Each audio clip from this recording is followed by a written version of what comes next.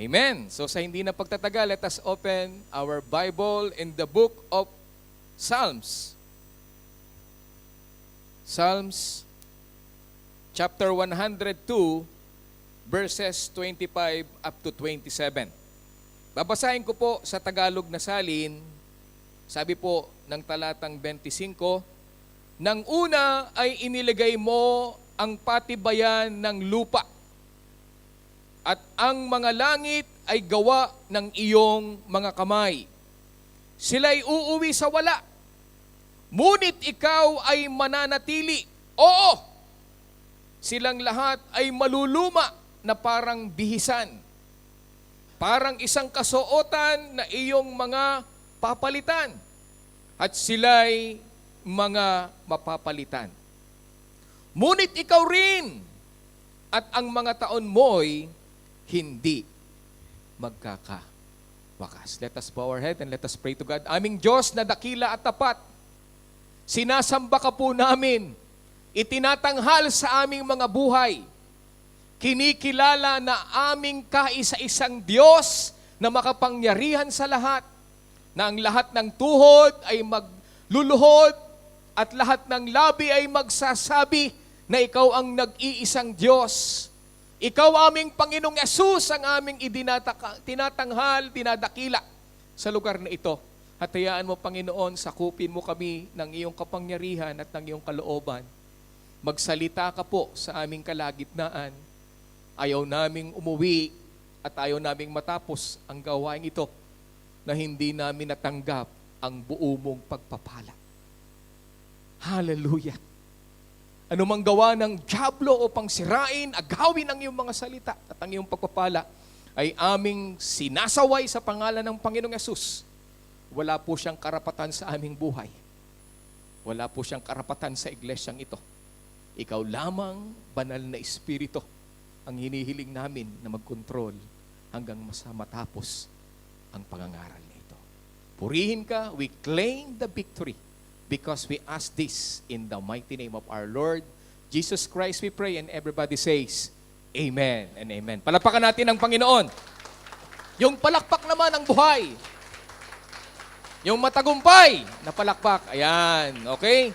Purihin ang Diyos. At sige po, tayo po yung makakaupo na, mga kapatid. Sa oras na ito, ay alam ko, nakatatapos lang ng ating Hearts Day, ano? Sabihin nga natin sa katabi mo, Happy Hearts Day. Hindi Valentine's Day, ha, kundi Heart's Day, araw ng puso. Hindi si Valentino ang ating isineselebrate, kundi yung puso na alam naman natin ang Lord ang pag-ibig. Okay, simulan po natin, mga kapatid, no? Alam niyo po ba that we are living in the world that constantly changing. Laging nababago, walang nananatili, and it is only temporary. Yung katabi mo, makikita mo ngayon, bukas wala na, o sumakalwa. Amen? Yung lahat ng nakikita natin sa mundong ito, hindi daw po ito constant. And it is only temporary. Kagaya ng sinabi po ng isang Greek philosopher na si Heraclitus, the only constant in life is change. Yun doon nananatili ay yung pagbabago. Totoo kaya siya? Totoo kaya ang sinabi niya? Tingnan natin. Kasi ang daming pagbabago na nagaganap, even kanina. Bigla na lang umulan. Amen? Because seasons change. Spring becomes summer, summer becomes fall, fall becomes winter, and winter becomes spring. Walang nananatili na lahat puro tag-init. Lahat puro tag-ulan. Ang hirap naman kapag puro ulan, hindi ka makalabas dahil sa araw-araw umuulan. But that is a changes. Amen? And times change, brothers and sisters. Yung dating ang kinis ng mukha mo o kutis mo, the young become age. At makikita mo, kumukulubot ang balat, makapal yung buhok, nawawala ang buhok. Talagang dating tuwid, yumuyuko. There is a changes, mga kapatid. And even the new becomes old. Yung passion noon, passion ngayon, kinabukasan hindi na passion. Pabago-bago po mga kapatid. Even the model change. Yung dating TV ninyo na dipihit at na talagang parang ngayon iba na. Magsalita ka lang, nabubuksan na. Open, sesame.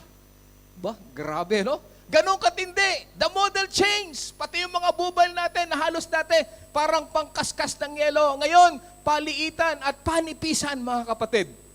Amen? And even the tragedy changed. Dating endemic, naging epidemic, naging pandemic, at ngayon po ay tridemic. And even the violent and crime increasing and upgrading. Dati, nanakawan ka lang, kukunin ang pera mo, okay na. Pero ngayon, nanakawan ka, gagahasahin ka pa, papatayin ka pa, pagkatapos patayin, chachap-chapin ka pa. Yung iba, ginagawang ulam. At yung iba naman, itinatapon. Ganun ka brutal ang pagbabago sa mundo. Na ultimong kapapanganak pa lang na bata, ginagahasa. Brutal ang nangyayari sa mundong ito. At ang pinaka-highlights ngayong Hearts Day, na lagi na lamang dumarating, is the jowa or relationship. Change! Nagkalat sa social media, 11 years, 12 years, o ang haba na ng kanilang pagsasama, pero sila'y naghihiwalay pa rin. Dating magjowa, ngayon hindi na sila magjowa. Even the relationship there changed. Bakit kamo? Ito pa, tingnan niyo po yung relationship na to. Yung dating best friend forever, ngayon, best enemy forever. Kaya nga sabi nung iba, mas mahirap kalaban yung best friend. Kasi lahat ng lihim mo sasabog kapag kayo ay nagkaaway. Hindi lang yan. Dating magkakampi, ngayon ay magkalaban. Walang forever, brothers and sister. Laging nagkakapabago-bago. At ang matindi po at nakakalungkot, kasama mo ngayon, bukas o makalawa, wala na. Condolence po sa tatay po ni Sister Michelle, kay Brother June, leader, no? Kamamatay lang po ng kanyang father-in-law. Kasama, pero ngayon wala na. Walang forever. Totoo. Amen? At alam nyo, kung pagtatanungin nyo si Eva at si Adan, alam nyo, we don't know everything Adam said to Eve as they left the Garden of Eden. But one thing he might have said was, my dear, the world is changing. Akala ko, forever tayo dito sa paraiso. Nabago ang lahat. So sa pabago-bagong sitwasyon ng mundo, at sa bawat hiwalayang nababalitaan natin sa social media, ang tanong ay ito, meron pa bang forever? Sabihin mo sa katabi mo, meron pa bang forever? Sabi nung iba na nasaktan, wala talagang forever. Sa mga naghiwalay, wala talagang forever. But I tell you the truth, there is forever. Yes, they are forever. At ngayong oras na ito, mga kapatid, pag-aaralan natin yung forever na dapat mong malaman. Basahin natin yung ating verse na binasa, mga kapatid. Awit 102, verse 25 to 27, nang pasimulay nilikha mo ang sanlibutan at ang mga kamay mo ang siyang lumikha sa kalangitan. Maliban sa iyo, lahat ay lilipas. At tulad ng damit, lahat ay kukupas. Sila'y uhubaring parang kasuotan. Verse 27, ngunit mananatili ka't hindi magbabago. Mananatili ang Diyos. Hindi siya magbabago. Walang katapusan ang mga taon mo, Panginoon. Ganon katindi, mga kapatid, ang forever natin. Amen? That's why, first, God does not change and He is forever. Ang unang forever na dapat mong itanim sa puso't kaisipan mo, ang Lord natin forever. Iwanan ka man ng iyong mahal sa buhay, iwanan ka man at pinangakuan ka, hindi tinupad, ang Lord natin ay hindi ka iiwan, hindi ka pababayaan. He is forever. Palapakan natin ang Panginoon. Amen? Anong sabi ng Malakay chapter 3 verse 6? For I the Lord, do not change. Hindi ako nagbabago. Ikaw pabago-bago, pero ako hindi ako magbabago, sabi ng Panginoon. Therefore you, O children of Jacob, are not consumed. Santiago 1:17, sabi po diyan, ang lahat ng mabuti at ganap na kaloob ay buhat sa Diyos. Mula sa Ama na lumikha ng mga tanglaw sa kalangitan, hindi siya nagbabago. May forever? Yes. And He is constant. He is still the same. O nagdudulot ng bahagyamang dilim dahil sa pagbabago. Ano pa ang verse? Bilang chapter 23 verse 19, sabi diyan, ang Diyos ay di sinungaling na tulad ng tao.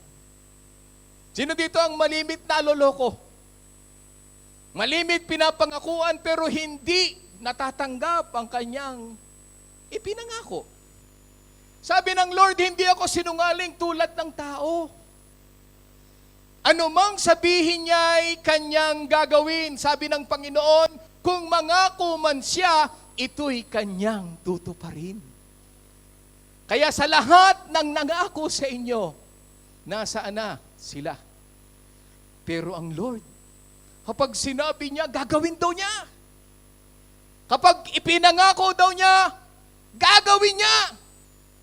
At lagi niyang tutuparin ang pangako. Ano ang inaasahan yung pangako sa inyo ng Panginoon? Maari yung iba ang tagal na iniintay nyo, pero huwag kayong mag-alala. Darating na ang katugunan at pangako ng Diyos para sa iyo.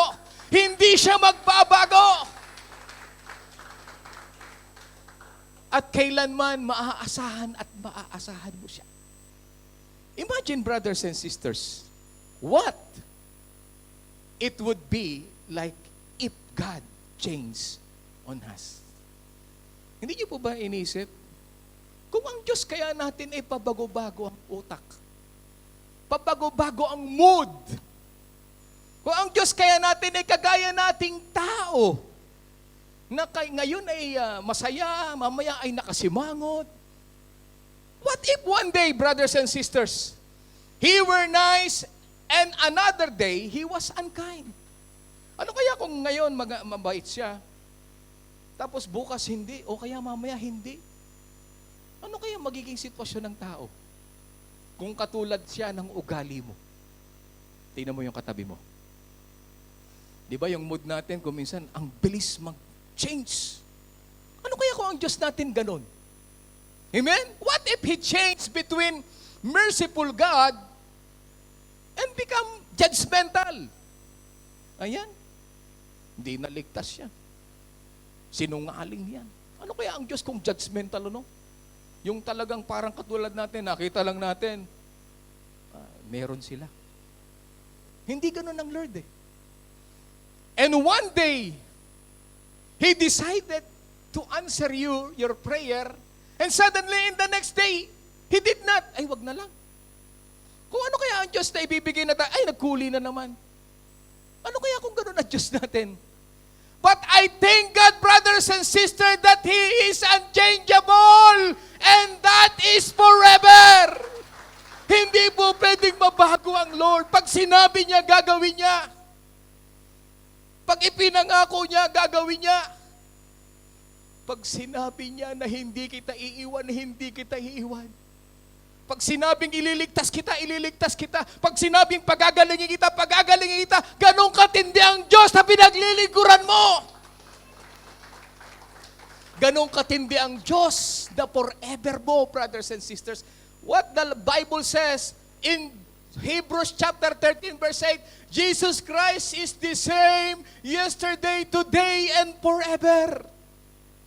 That means you can count on Him to always be there and to do the right thing for you and me. Wala kang dapat ipag-alala. Kapag ang forever mo ay kasama mo, hindi ka mangangamba, hindi ka matatakot, hindi ka mamumroblema. He won't change His mind about you, brothers and sisters. Pag sinabi niya, tuldok. Amen? Hindi katulad natin. Tao. Grabe. Anong sabi ng Hebrews chapter 6 verse 17?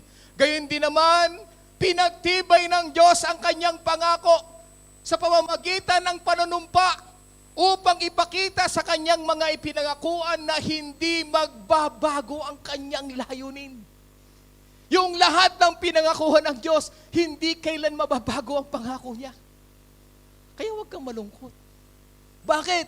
Magpabago-bago man ang sitwasyon ng mundong ito, ang mahalaga, God will remain the same yesterday, today, and forever.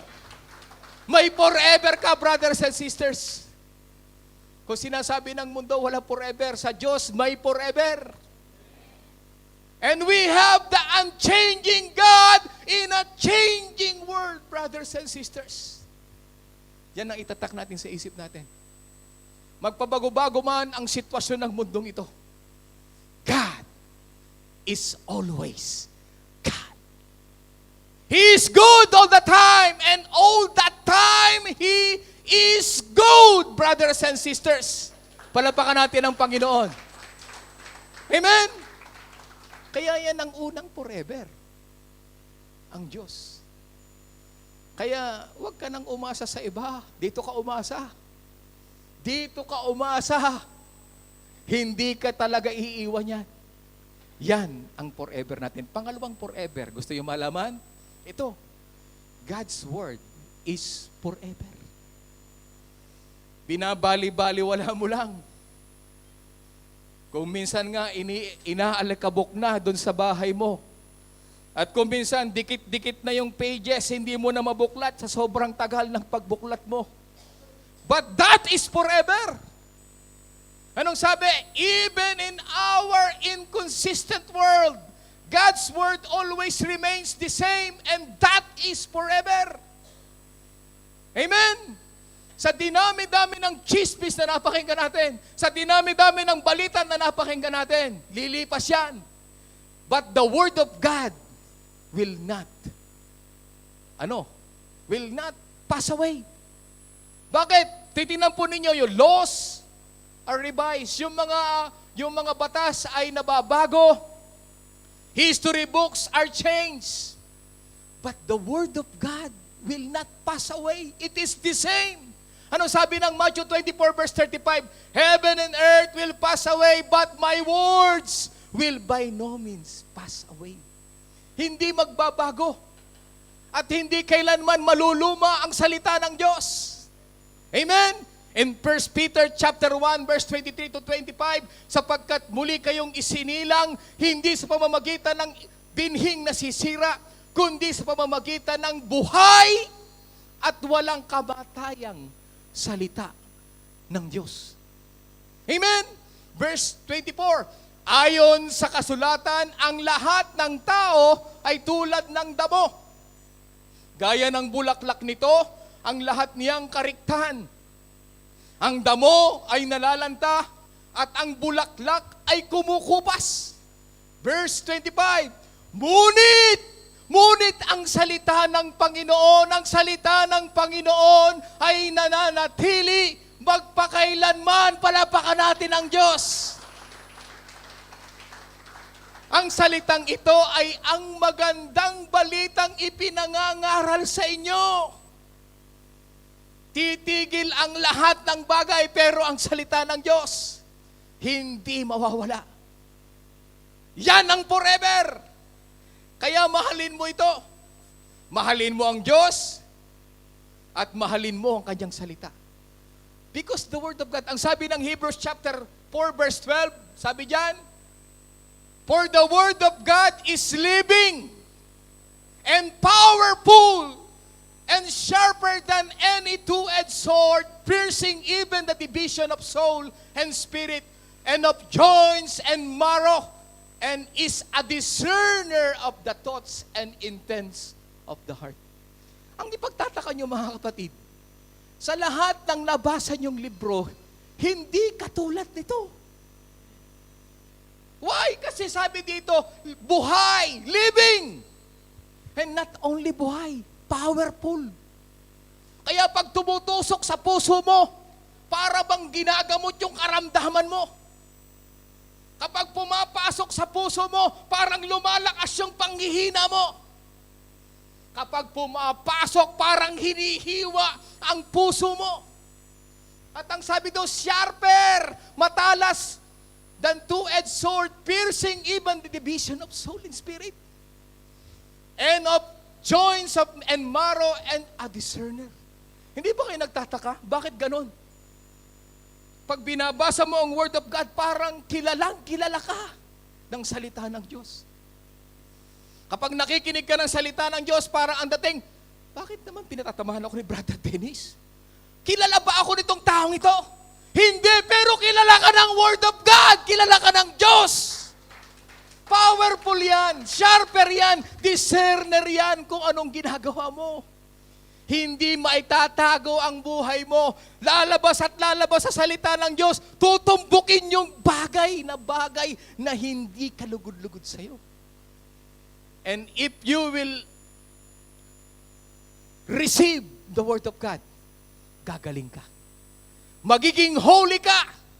Why? Because in the midst of our noisy world, God wants us to trust in Him and in His Word. Sa kabila ng ingay na nangyayari sa mundong ito, ang salita ng Diyos ang magpapapayapa sa iyo. Sa kabila ng samot-samong problemang dumarating sa iyo, kapag narinig mo ang salita ng Diyos, parang biyaya at talagang pinapayapa ang puso't kaisipan mo. Because the Word of God is forever. God's Word is a rock we can stand on while the people around us constantly shape what they call truth. Ang salita ng Diyos, mananatiling totoo. Kahit na ang ibang mga mananampalataya, lumiban na, umalis na sa katotohanan. Pero ang salita ng Diyos ay patuloy na magagamit pa rin. Saan? For the purpose of what? All Scripture is profitable for doctrine. Kung gusto mong tama ang doktrina mo, dito ka sa Word of God. If you want reproof, sasansalain ka, ito yun. Kung gusto mong madisiplina, dito yun. Akala nung iba, dinidisiplina ng church ang isang mananampalataya, isang worker. But sabi ng Word of God, it is for reproof. Ano pa? For correction, para ituwid ka. Hindi nyo ba alam, simula nung nakarinig ka ng salita ng Diyos, pag humarap ka ngayon sa salamin, wow, ikaw ba yan, Dennis? Ang laki na ng pinagbago mo. Because of the Word of God. Kasi forever ito. At ang sabi diyan, for instruction in righteousness. Kaya nga kapag nakakapakinig ka ng salita ng Diyos, nagiging matuwid ka sa harapan ng Panginoon. Eh paano kung absent ka? Paano kung wala ka ng forever na Word of God? Mamaya makikita ninyo kung anong sasapitin natin kapag wala na ang Lord na forever, kapag wala na ang Word of God na forever. Why? Because the Bible will still have the answer. Because it is forever. Lahat ng katanungan, lahat ay may kasagutan sa salita ng Diyos. Nagtataka nga yung iba. Bakit kaya ang Bible, lahat ng question, naandoon ang sagot? At yung iba pa nga mahuhusay na na gumagawa ng kanilang declamation, kumukuha sa Bible. In the book of Proverbs, in the book of Psalms, ginagamit nila kasi ang Word of God ay kakaiba. Buhay kasi, makapangyarihan. At talaga namang kagamit-gamit sa buhay natin. Kaya mga kapatid, huwag nating tatanggalin ang Word of God because it is forever. Nakakadalawa na tayong forever. Ito pangatlong forever. Heaven is forever. Akala mo lang hanggang lupa ka, kapatid. May pupuntahan ka na forever. Hindi ka forever sa mundong ito. Kaya ang una na eternal o forever na pupuntahan mo is either first heaven. Ano sabi ng Bible? The Bible clearly teaches that man has an immortal soul. Nababahagi po sa tatlo. Ang tawag sa atin bilang tao ay trichotomy of man. Meron po tayong flesh, soul, and spirit. At yung sabi dito, we have an immortal soul. Kurutin mo yung katabi mo. Huwag mo namang kasaktan, baka mapa-aw! Yun yung mismong ikaw. Yang mukha mo at yung hinihipo ng kapatid mo, it is only a case. Ang totoong ikaw ay nasa loob niyan. At yan daw ay immortal, brothers and sisters.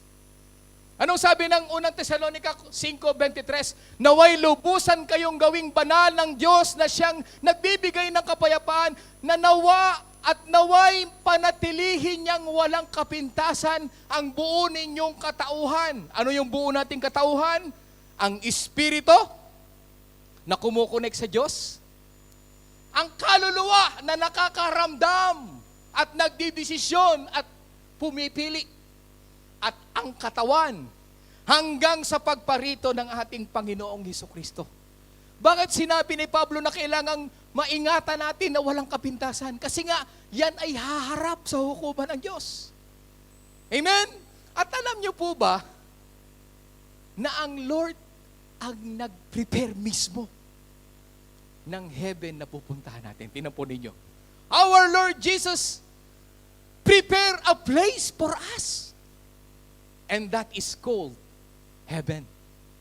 Anong sabi ng John chapter 14 verse 1 to 3? Huwag mabagabag ang inyong kalooban. Huwag kang magulumihanan. Huwag kang malungkot, brothers and sisters. Sumampalataya kayo sa Diyos, sumampalataya din kayo sa akin, sabi ng Panginoon. Verse 2, sa bahay ng aking Ama ay maraming silid. Sino dito ang merong bahay sa kanila sa Pilipinas? Sino na lang yung walang bahay? Walang naipatayong bahay sa tagal na dito sa abroad. Taas ang kamay. Meron ba dito na wala pang bahay? Huwag kang mag-alala kahit kubo lang ang bahay mo. Kahit wala kang bahay sa langit, may bahay ka. Mansyon pa, palapakan mo ang Panginoon. Amen. Marami daw silid sa langit. Kung hindi ito totoo, sasabihin ko ba sa inyong pupunta ako roon upang ipaghanda ko kayo ng inyong matitirhan? Nakahanda na, brothers and sisters, ang titirhan mo sa langit. Sabihin mo sa katabi mo, kahit na wala kang mansyon, pero sa langit may mansyon ka. Kasama mo pa yung forever mo. Walang iba kundi ang ating Panginoong Yesus. Hallelujah! Amen! Kung wala ka mauuwian sa Pilipinas, makikishare ka lang. Huwag kang mag-alala, panglupa lang yan. Pero sa langit, marami kang silid na makikita. Maraming tahanan sa langit. Woo! Amen! Verse 3. At kapag naipaghanda ko na kayo ng matitirhan, ako'y babalik at isasama ko kayo upang kayo'y makapiling ko kung saan ako naroroon. may forever na nag-iintay sa'yo. Langit para sa'yo, kasama mo yung forever mo, and His name is Jesus. Oh, hallelujah. Yung iba, pagandahan, talaga namang pakitaan ng kanila mga, ito yung pinapatayo ko, 3-story to. Wow. Ito naman, ito, yung kanyang gate, grabe ang gate, talagang remote control. Wing, pagandahan. Ikaw naman, hindi ka makapagpakita. Medyo yumuyuko ko lang, medyo ka. Kasi alam mo, ang bahay mo, kubo lang. Pero sabi ng kanta, kahit na kubo ang iyong tahanan doon sa langit, ay may kasiyahan sapagkat naghihintay yung iyong mansyon sa langit. Palakpakan nga natin ang Panginoon. Amen! Alam niyo po ba, dinescribe ni Paul ang langit. Paul described the third heaven. Ang sabi po niya, basahin po natin. 2 Korinto 12:1-2-4, may kilala akong isang Kristiyano na dinala sa ikatlong langit. Ang tinutukoy niya dito yung kanyang sarili. 14 na taon na ang nakakalipas, hindi ko alang matiyak kung iyo'y isang pangitain lamang o tunay ang pangyayari. Ang Diyos lamang ang nakakaalam. Verse 3. Alam kong ang taong iyon ay dinala sa paraiso. Hindi ko lang alam kung iyon ay isang pangitain o tunay na pangyayari. Tanging ang Diyos lang ang nakakaalam. Verse 4. Nakarinig siya ng mga bagay na hindi kayang ilarawan ng salita. At hindi maaaring sabihin naman. Yun daw langit, hindi kayang i-describe sa kaganda-ganda. At hindi daw kayang sabihin ng sino man. May di-describe lang niya gano'n. Hindi daw niya kayang i-describe sa ganda ng langit na nakita niya. Sabi ni Paul. At alam niyo po ba in Revelation chapter 21, heaven is a place where the streets are covered with gold. Punong-puno ng ginto, mga kapatid. The gates are made of pearl.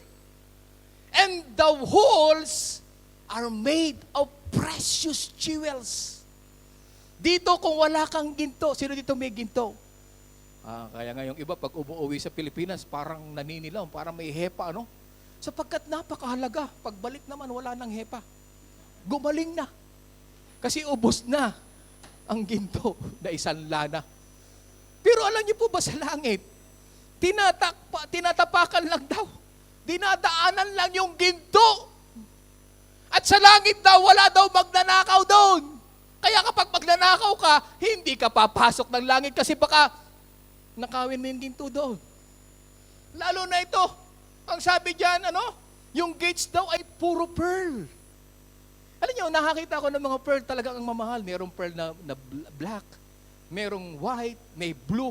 Iba't ibang pearl galing doon sa Kabibi, At talagang pinaka mahal na, parang sabi, black daw yung talagang yung pearl na talagang ang mahal daw, talagang galing doon sa kapusod-pusura ng langit, ng dagat. Pero doon sa palamuti lang daw, and the walls are made of precious jewels. Binanggit doon lahat ng uri ng bato. At alam niyo po ba, may binanggit doon na hindi pa tayo nakakakita kailanman ng batong yun. At sa langit lang natin makikita yon. Hallelujah! Praise the Lord! Naghihintay ang ginto na street. Naghihintay yung gates na puno ng pearl. Naghihintay yung walls na puno ng precious stones and jewels. Hindi mo naisip yun? Ang magiging forever na tahanan mo is heaven. And heaven is a place of no more tears. Wala nang magpapaiyak sa'yo doon. No more pain and no more sorrow. Hallelujah. Anong sabi ng Pahayag 21 verse 4? At papahirin niya ang bawat luha sa kanilang mga mata. Wala ng kamatayan, dalamhati, pagtangis at paghihirap sapagkat lumipas na ang dating mga bagay. Once you enter in heaven, doon mo mararanasan ang tunay na buhay na pangwalang hanggan. Sinong gusto langit? Palapakan natin ang Panginoon. Forever ang langit. At dapat mong puntahan yan. At paano tayo makakapunta sa langit? Simple lang. Una, Jesus Christ is the only way to heaven. Itong forever po na ito na si Jesus Christ lamang ang tamang relasyon for forever. Palapakan natin ang Panginoon.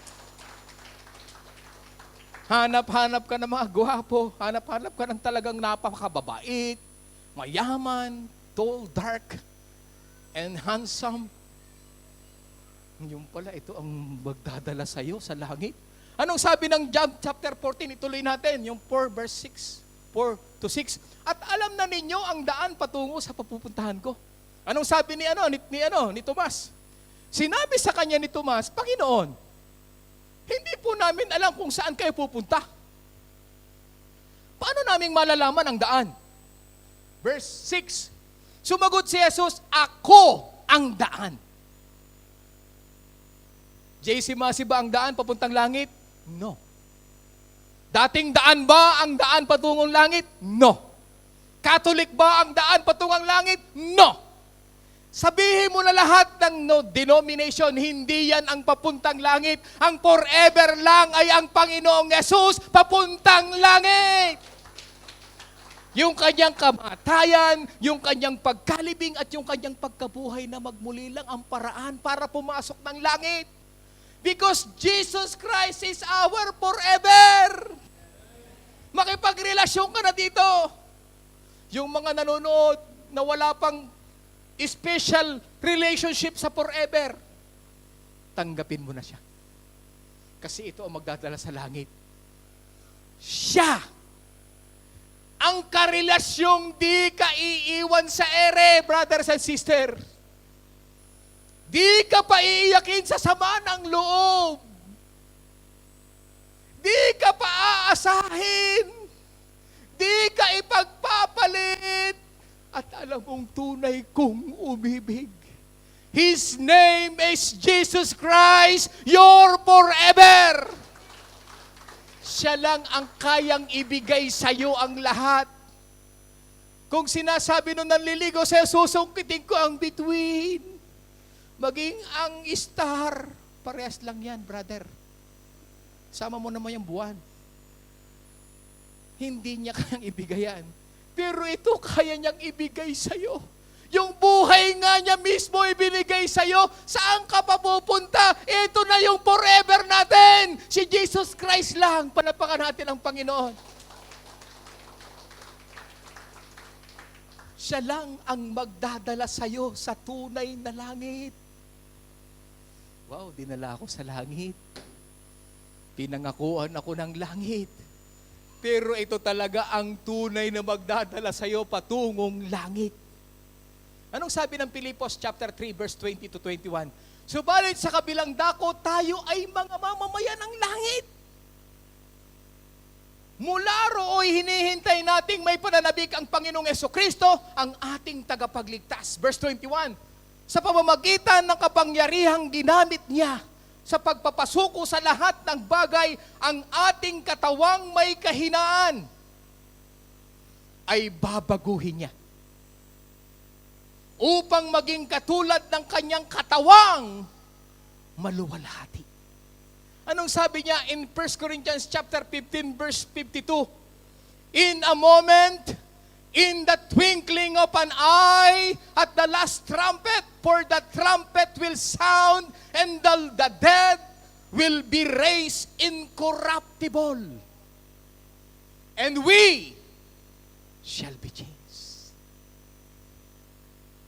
Alam niyo po ba, ang langit ay para lamang sa mga tapat kay Kristo hanggang kamatayan. Yung lahat ng namatay kay Kristo, bubuhayin daw incorruptible.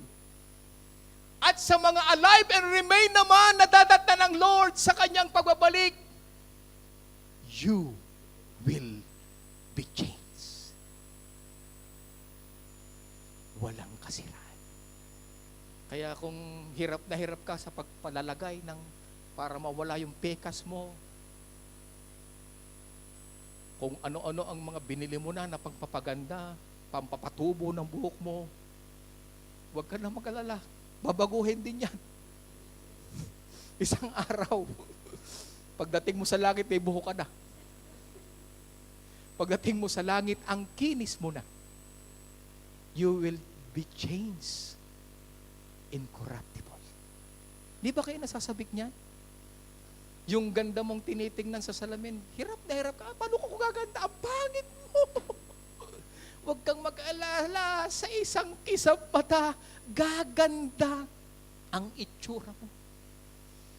And you will be incorruptible.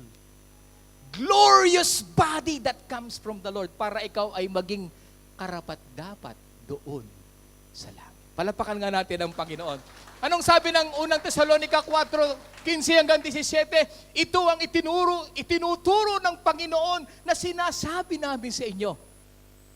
Kapag hindi ito tinuturo ng ibang mga tao, sabi dito, itinuturo doon ng Panginoon na dapat nating sabihin sa inyo. Tayong mga nabubuhay pa at natitira pa hanggang sa pagparito ng Panginoon ay hindi mauuna sa mga namatay na. Verse 16, sa araw na iyon ay maririnig ang tinig ng arkanghel at ang tunog ng trompeta ng Diyos at ang Panginoong mismo ay bababa mula sa langit na sumisigaw.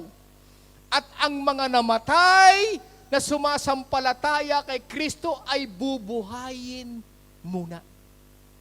In the rapture day, hindi daw tayo mauuna doon sa mga namatay kay Kristo. Verse 17, pagkatapos daw na sila'y buhayin at baguhin, tayo namang mga buhay pa at natitira ay titipunin sa alapap kasama ng mga binuhay. Take note, one time lang po ito. Hindi katulad ng itinuturo ng iba, merong first batch, second batch, third batch. No! Isang batch lang po ito. Ayan sabi dyan, no? Titipunin sa alapaap kasama ng mga binuhay. Aba, ay kung ito yung magkakaiba't ibang batch, paano ito? Kasabay ito eh. Ay ba, mahirap itong sabi dito, upang salubungin ng Panginoon sa himpapawid, sa gayon makakapiling natin siya magpakailanman. Ilang beses pang babalik ang Panginoon? Aba, pag nag-rapture, bumalik ang Panginoon, tutututut. Okay, nag-rapture na. Meron na namang namatay. Tutututut. Aba, meron na namang ulit. Tutututut. Hindi ganon ang Panginoon. Ang rapture day is only one event na hihintayin ang bawat mananampalataya. Amen? Kaya kapag pinutulan ng ulo yung mga lingkod ng Diyos, na pinutulan ng Antikristo, they will be caught up in the air also. Bubuhayin. So we will be with Him forever. Wow! Di ba kayo nasasabik doon? In the rapture day, sa alapaap ng Panginoon. At ang mangyayari, we will be in the Lord forever. Wala nang paghihirap. Kaya tiis. Sabi mo sa katabi mo, tiis. Panandalian lang yan. Amen? Anong sabi ng unang Pedro, Kapitulo 1, talatang 4-6? Na magmamana tayo ng kayamanang di nasisira. Walang kapintasan at di kukupas na inihanda ng Diyos sa langit. Para sa inyo. Para sa akin, para sa inyo, at para sa ating lahat. Verse 5, sa pamamagitan ng inyong pananampalataya, your faith, iniingatan kayo ng kapangyarihan ng Diyos habang hinihintay ninyo ang kaligtasang nakahandang ihayag sa katapusan ng panahon. Verse 6, ito'y dapat ninyong ikagalak. Kahit na maaari magdanas muna kayo ng iba't ibang pagsubok sa loob ng maikli lamang daw na panahon. Iko-compare mo ba yung maikling panahon sa forever? Huwag mong ipagpapalit yan. Anong sabi ni Pablo? Sa 2 Korinto Kapitulo 5 talatang 7, sapagkat namumuhay kami batay sa pananampalataya at hindi sa mga bagay na nakikita. Bakit? Kasi ang bagay na nakikita natin, brothers and sisters, is temporary. Dapat tayo mabuhay sa pananampalataya. Ano yon? Lagi mong inaasam ang langit. Lagi mong inaasam ang forever na si Jesus Christ. Lagi mong inaasam na one day matatapos ang paghihirap ko at sa isang kisap mata babaguhin ang aking katawan na nasisira, babaguhin ng hindi nasisira. Kaya anong sabi ni Pablo? Anong sabi? Romans chapter 8 verse 18, para sa akin ang mga pagtitiis natin sa kasalukuyan ay hindi maihahambing sa kaluwalhatiang ihahayag sa atin balang araw. Hindi kayang i-compare ang langit sa paghihirap na dinadanas mo ngayon. Kaya sabihin mo ulit, tiis. Kasi may langit na nag-iintay sa'yo. Okay lang, brothers and sisters, masaktan ng iyong minamahal. Okay lang na magparaya ka. Okay lang na magtiis ka sa mundong ito. Huwag lang forever. Kasi panandalian lang yan. Ang langit ang forever. Ang Lord ang forever. Kaya okay lang masaktan ka ngayon. Okay lang magparaya ka ngayon. Okay lang magtiis ka ngayon. Pero meron naman akong forever. Palapakan natin ang Panginoon. Kaya ang sabi niyan, aanhin mong masaya ka nga. Nakuha mo ang lahat ng gusto mo. Nagpakasarap ka kahit mali. Kung forever ka namang magdudusa. Alin yun? Doon na lang tayo sa forever tiis dito. Pero meron na tayong forever na kaluwalhatian sa ating Panginoon. Palapakan natin ang Panginoon. At ito naman, ang warning na panghuli kong forever na dapat huwag mong pupuntahan. Because there is also one forever, and that is the hell is forever. Listen very carefully, brothers and sisters. I-discuss ko po ito para wag nyo nang asamin na pumunta rito. Okay lang masaktan ka ngayon. Okay lang magparaya ka ngayon. Okay lang magtiis ka ngayon. Okay lang naiwanan ka ngayon. Huwag lang ikaw mapunta rito. Why? Ang sabi ng Galatians chapter 6 verse 7 to 8, do not be deceived. God is not mocked. For whatever a man sows, kung ano ang itinanim mo, that he will also reap. Kung ano ang itinanim ng tao, yun ang kanyang aanihin. Verse 8, for he who sows to his flesh. Napakaligaya, napakasaya, panandali ang kasarapan at kaligayahan. Will of the flesh reap corruption. But he who sows into the Spirit, will of the Spirit reap everlasting life. Amen? Anong sabi ng Mateo, Kapitulo 10, talatang 28? Huwag ninyong katakutan ang pumapatay ng katawan. Sumasakit sa iyong kalooban. Sinasaktan ang iyong katawan, pinapatay, ngunit hindi naman nakapapatay ng kaluluwa. Sa halip, ang katakutan ninyo ay ang Diyos na may kakayahang pumuksa ng katawan at kaluluwa sa impyerno. Alam nyo, wala kang dapat katakutan sa mundong ito. Only God. You need to fear the Lord. Alam nyo, kung hindi ka takot sa Lord, gagawin mong ipagpatuloy ang mga bagay na ginagawa mo. Mamuhay ka na ng panandalian sa mundong ito. Ang problema may forever na pagdurusa. At alam niyo kung ano ang description ng hell? Ito. Una, ang hell po is a furnace of fire. Weeping and gnashing of teeth.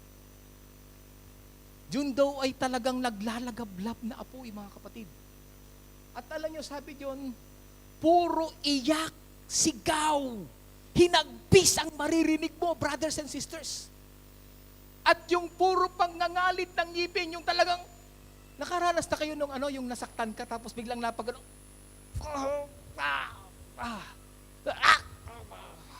Napaso ka. Alam niyo po ba, ang hell, grabe, puro sigaw. Puro hinagpis. Puro pagngangalit ng ngipin sa sakit na mararanasan forever. Pangalawa, where their worm does not die. Yung mga uhod na napakalalaki na kumakain sa laman ng tao. And the fire is not quenched, brothers and sisters. Basahin natin. Marcos, Kapitulo 9, talatang 43 hanggang 48. Kung ang kamay mo ang nagiging sanhi ng iyong pagkakasala, putulin mo ito. Brother Dennis, wag naman. Masakit yun. It is not literally, ha? May gumawa po nito sa hindi pagkaunawa ng pagkabasa ng salita ng Diyos. Abay, grabe. Tinutuo niya.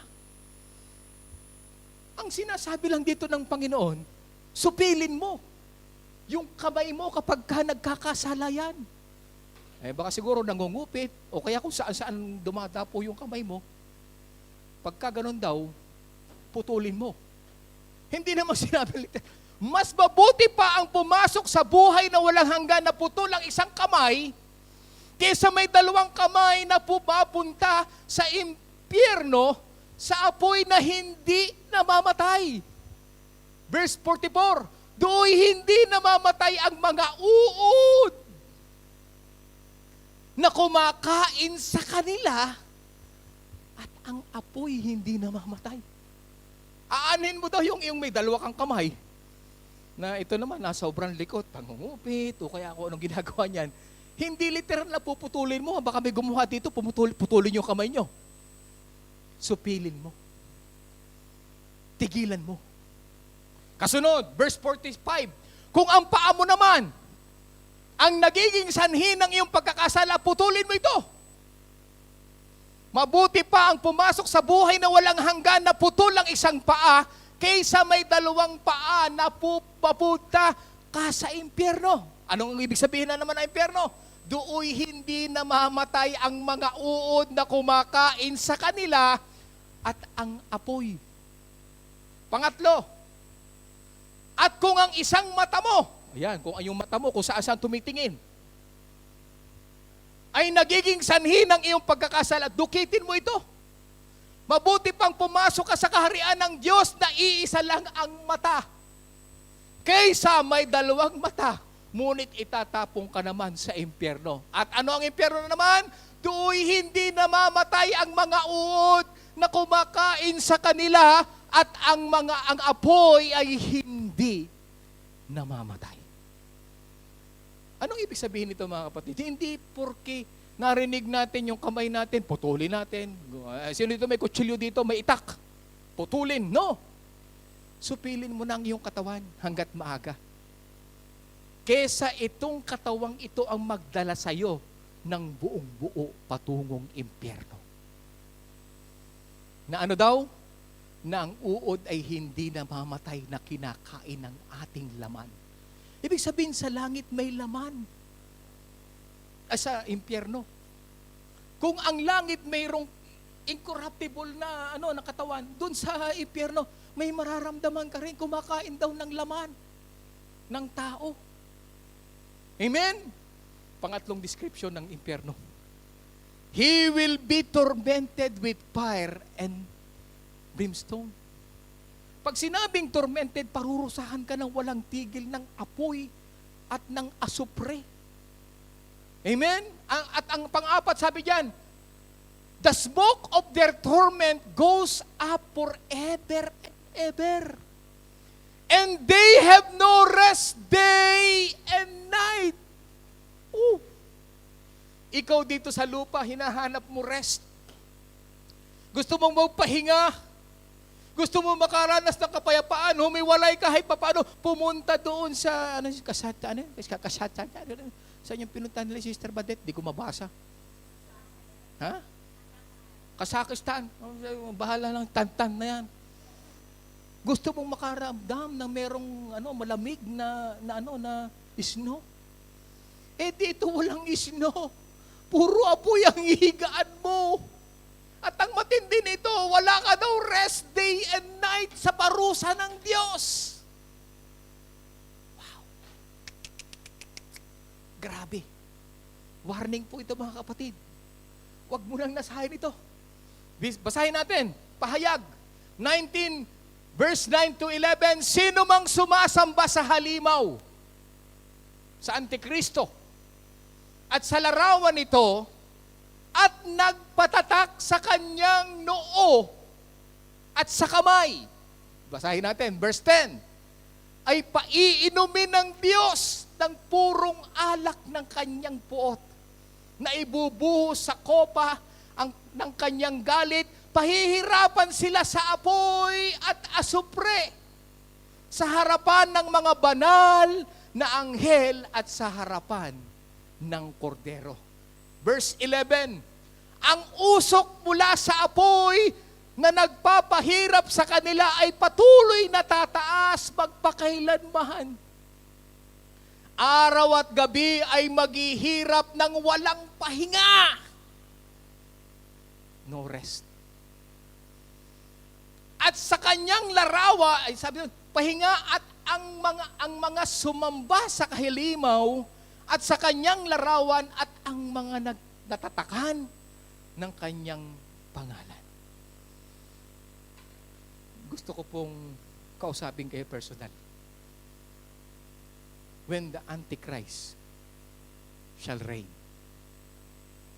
don't ever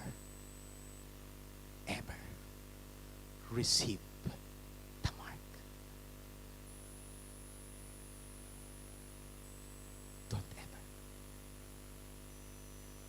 Alam ng Diyos ang ating paglilingkod. And I hope hindi pa ito ang tatak.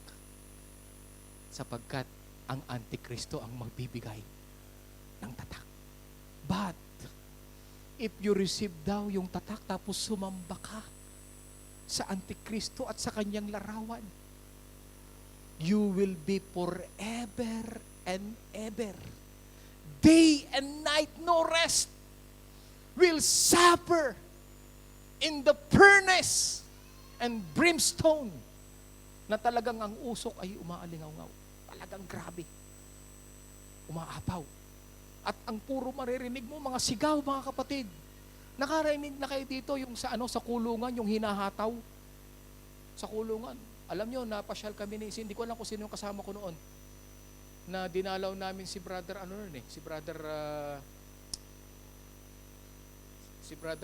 umuwi na sa Pilipinas, na huli siya, dinala doon sa kulungan.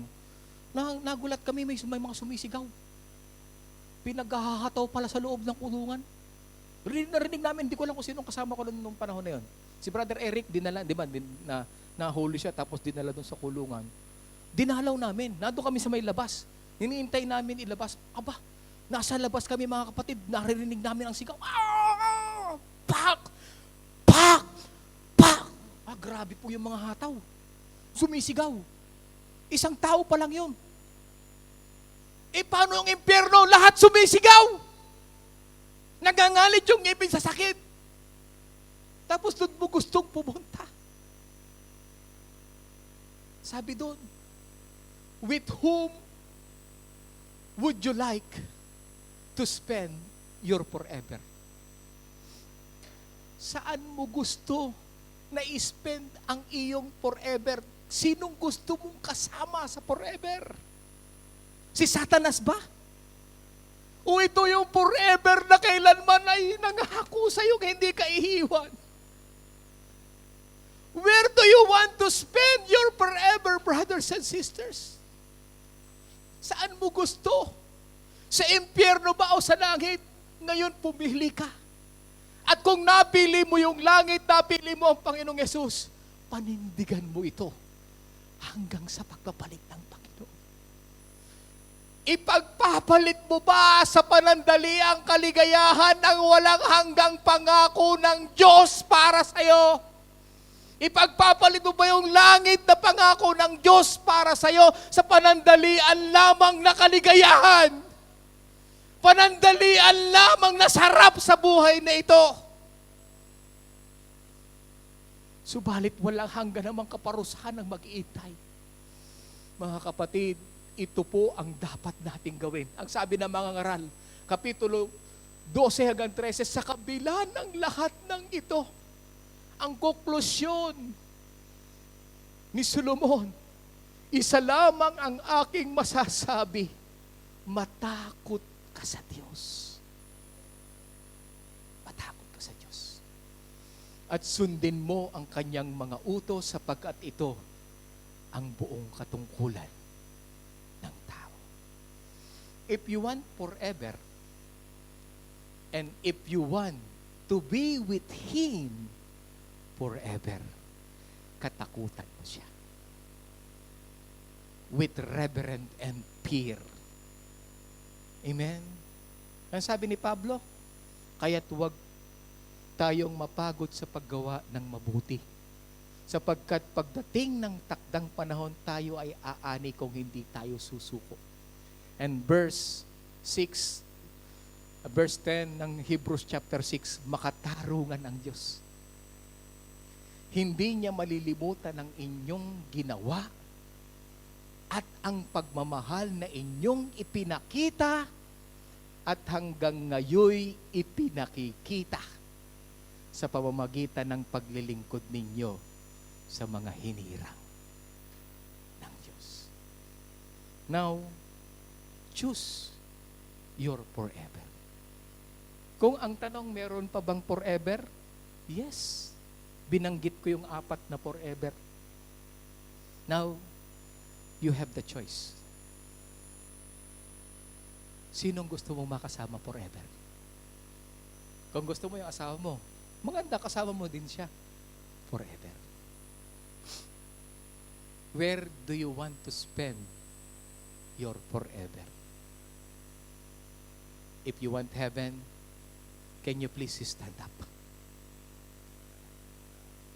And let us ask the Lord to give us strength na mapagtagumpayan natin ang panandaliang paghihirap sa mundong ito.